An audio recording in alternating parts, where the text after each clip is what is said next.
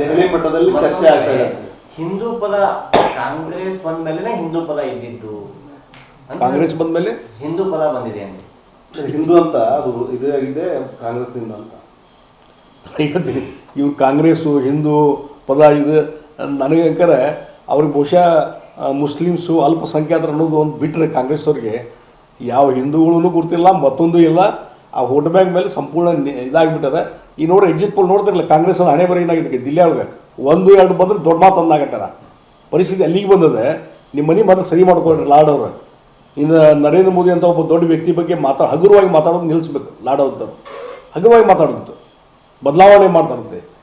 ಮೊದಲು ನಿಮ್ಮ ರಾಹುಲ್ ಗಾಂಧಿನ ಬದಲಾವಣೆ ಮಾಡೋದು ಫಸ್ಟ್. ನಿಮ್ಮ ನಾಯಕತ್ವ ಸರಿ ಇಲ್ಲ, ಮತ್ತೊಂದಿಲ್ಲ, ಮತ್ತು ನಿಮ್ಮ ಪರಿಸ್ಥಿತಿ ನಿಮ್ಮ ಕಾಂಗ್ರೆಸ್ ಪಾರ್ಟಿನೇ ಸರಿ ಇಲ್ಲ ಮೊದಲಕ್ಕೆ ವ್ಯವಸ್ಥೆ.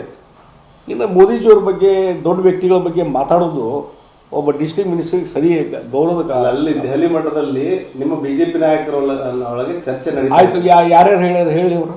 ಈಗ ಗಡ್ಕರಿ ಹೆಸರು ಮುಂದೆ ಬರಕತ್ತದ. ಅಲ್ಲಲ್ಲ, ಹೆಸರು ಯಾರು ಹೇಳ್ಯಾರಂತ ಸುಮ್ಮನೆ ಏನೋ ಒಂದು ಸುದ್ದಿ ಬಿಟ್ಬಿಡೋದು, ಮಾಧ್ಯಮದಲ್ಲಿ ಚರ್ಚೆ ಮಾಡಬೇಕು. ಮನೆ ಈ ರೀತಿ ವೇಗಾಗಿ ಹೇಳಿಕೆ ಕೊಡುವಂಥದ್ದು ನಿಲ್ಲಿಸ್ಬೇಕು ರಾಜಕಾರಣಿಗಳು.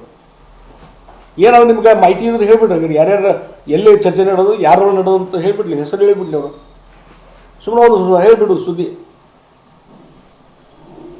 ಸರ್, ಈಗ ರಾಜ್ಯಾಧ್ಯಕ್ಷರು ಬಿಜೆಪಿ ರಾಜ್ಯಾಧ್ಯಕ್ಷರು ಅವರೇ ಮುಂದುವರಿತಾರ ಅಥವಾ ಹೊಸಬರು ಬರ್ತಾರ, ಏನಾಗ್ತದೆ? ಅದನ್ನೆಲ್ಲ ನಾನು ಹೇಳಿದ್ದೀನಿ. ಪ್ರಾಪರ್ ಟೈಮ್ದಾಗ ಪ್ರಾಪರ್ ಡಿಸಿಷನ್ ತೊಗೊತಾರೆ ವರಿಷ್ಠ. Okay sir.